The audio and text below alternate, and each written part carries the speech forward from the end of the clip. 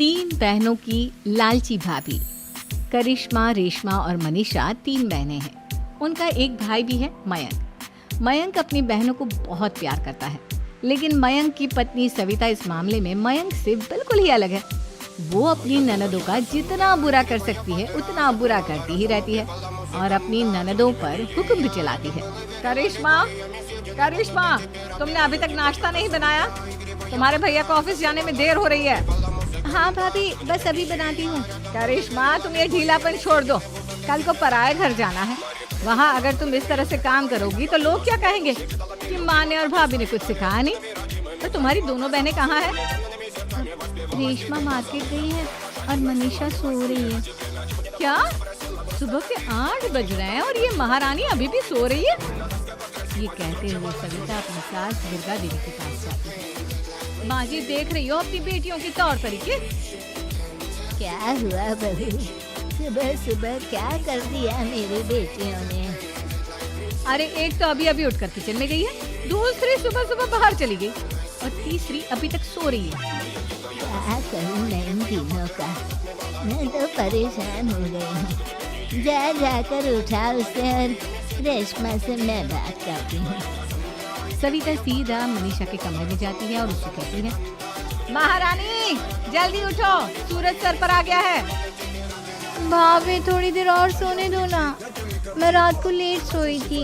वो क्या ना यूनिट टेस्ट चल रहे हैं। शराफत से उठती है या नहीं, या फिर पानी की भरी बाल्टी डालूं तेरे ऊपर? नहीं भाभी, मुझे बिस्तर में नहीं नहाना, उठती हूँ मैं। मनीषा जल्दी से उठकर बाथरूम में चली जाती है। सभी आराम से बैठकर नाश्ता कर रहे होते कि तभी रेशमा बाजार से हाथ में सामान लिए आ जाती है। रेशमा को देखते ही सविता उस पर बरस पड़ती है। लो, आ गई महारानी। ऐसा भी क्या सामान लाना था जो सुबह आंख मलते ही बाजार की तरफ रवाना हो गई? भाभी, कल आप ही तो चीख रही थी कि घर का सारा सामान मुझे ही लाना पड़ता है, घर में किसी को भी किसी काम से कोई लेना देना नहीं है। अब मैं बाजार जाकर सामान ले आई तो आपको इस बात से भी तकलीफ हो रही है?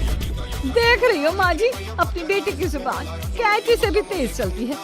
और मयंक, आप तो कुछ कहेंगे नहीं अपनी लाडली बहन को? रेशमा, अपनी भाभी से ऐसे बात नहीं करते। चलो माफी मांगो। भैया, मैं क्यों माफी मांगू? आप भाभी से बोलिए ना कि हम पर कम हुक्म चलाया करे। हम इस घर की बेटियां हैं और आपकी पत्नी की ननद है, नौकरानी नहीं। लो कर लो बात। इनकी भलाई के लिए कुछ भी बोलो तो इन्हें बुरा लग जाता है। इस घर में यही इज्जत है मेरी। देख लो माँ जी, आपकी बेटी किस लहजे में मुझसे बात कर रही है। सविता वहाँ से चली जाती है। मयंक को बहुत गुस्सा आता है, वो भी वहाँ से चला जाता है। फिर करिश्मा रेशमा को समझाती है। रेशमा, तुम्हें भाभी से माफी मांग लेनी चाहिए थी ना। लेकिन दीदी, मैंने कुछ किया ही नहीं, तो मैं माफी क्यों मांगू? हाँ करिश्मा दीदी, रेशमा दीदी जैसे ही घर में आई भाभी ही उन पर चिल्ला रही थी। हाँ, मैं मानती हूँ कि गलती भाभी की थी। मैं तो इसलिए बोल रही हूँ कि भाभी ने माँ को तो पूरी तरह अपने वश में कर लिया है। वो हमारी बात सुनती ही नहीं। मयंक भैया हमारे लिए हमेशा खड़े रहते हैं, इसलिए उनकी बात का मान तो तुम्हें रखना चाहिए था ना। कोई फायदा नहीं दीदी, कुछ दिनों की बात और है, भाभी उन्हें भी हमारे खिलाफ भड़का दी, फिर वो भी माँ की तरह हमारी किसी बात का विश्वास नहीं करेंगे। इसी तरह सविता अपनी तीनों ननदों को किसी न किसी बात पर परेशान करती रहती। एक दिन मयंक अपनी तीनों बहनों के लिए गिफ्ट लाया। करिश्मा, ये तुम्हारे लिए हार का सेट। रेशमा, तुम्हारे लिए सुंदर सी ड्रेस।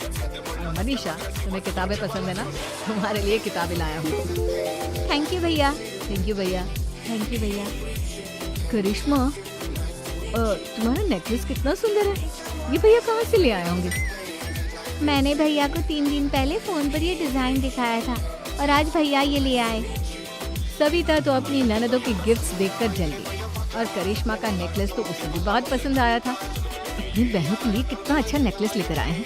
मुझे कभी कोई गिफ्ट नहीं दिया, मैं आज ही ये हार चुरा लूं। रात में सविता करिश्मा का हार चुरा लेती है और इसी तरह उसे अपनी ननदों की जो भी चीज अच्छी लगती वो उसे मांगती नहीं, बल्कि रात के अंधेरे में चुरा लेती। इसी तरह दिन बीतते गए और सविता ने मयंक के दिल में भी उसकी बहनों के लिए नफरत पैदा कर दी। एक दिन मयंक ने करिश्मा और रेशमा के लिए रिश्ता देखा और ये बात उसके घर में सबको बताई। माँ, करिश्मा और रेशमा के लिए बहुत अच्छा रिश्ता आया है, वो लोग कल इन्हें देखने आ रहे हैं। आप और सविता मिलकर सारी तैयारी कर लेना।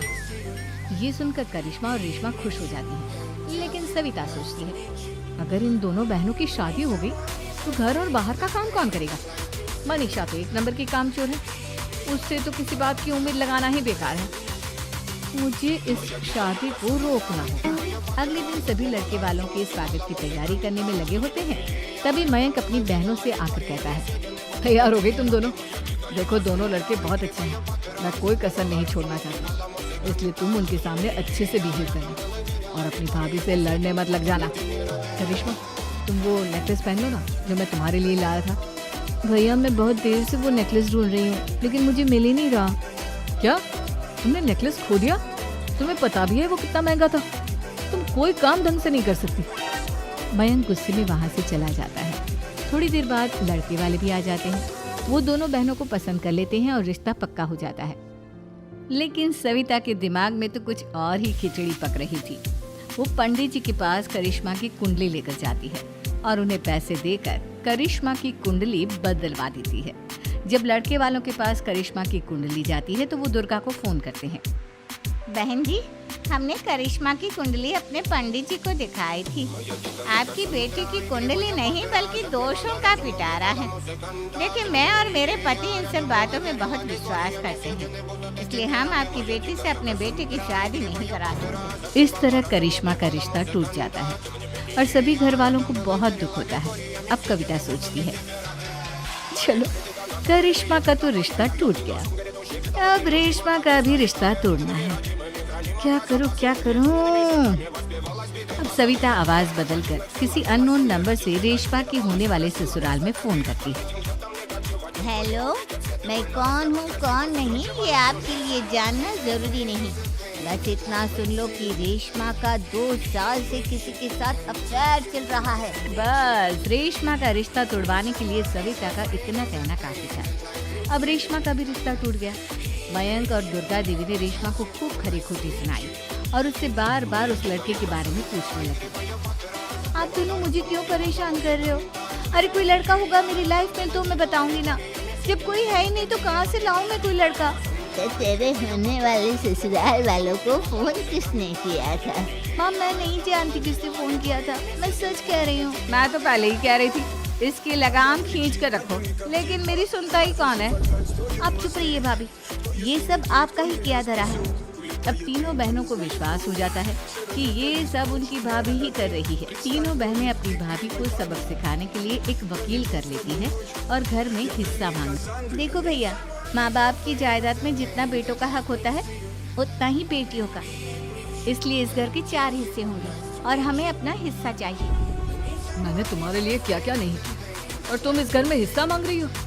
भैया, आप और माँ हम बहनों की कोई बात नहीं सुनते हैं और भाभी हमारी शादी नहीं होने देगी, क्योंकि उन्हें लगता है कि आप हमारी शादी में ज्यादा पैसा लगाओगे और उन्हें हम जैसी फ्री की नौकरानी कहाँ मिलेगी। तो हम भाभी के साथ तो रह नहीं सकते, हम बहनों को अपना हिस्सा चाहिए। अरे तुम्हें शर्म आनी चाहिए अपने भाभी पर ऐसा इल्जाम लगाते हुए। वो तुम्हारे बारे में कितना सोचती है। हाँ माँ, भाभी हमारे बारे में बहुत सोचती है, दिन रात बस यही सोचती रहती है कि किस तरह से अपनी तीनों ननदों को परेशान करूं और कभी मुझे पढ़ने भी नहीं देती। दोनों बहनों का रिश्ता भी तो इन्होंने ही तोड़वाया है और रात में हमारे कमरे में आकर हमारी चीजें भी चुराती हैं। इसी तरह सविता की तीनों ननदें अपनी बात पर अड़ी रही। अब कोर्ट में तारीख भी शुरू हो गई। जब सविता को लगा कि उसकी तीनों ननद इतनी आसानी से नहीं मानने वाली, तो उसने अपने पति और सास को सारी सच्चाई बता दी और अपनी तीनों ननद से माफी मांगी। मयंक और दुर्गा को भी अपनी गलती का एहसास हो गया। अब सविता खुद करिश्मा और रेशमा के लिए अच्छा रिश्ता ढूंढती है और उनकी शादी करवाती है।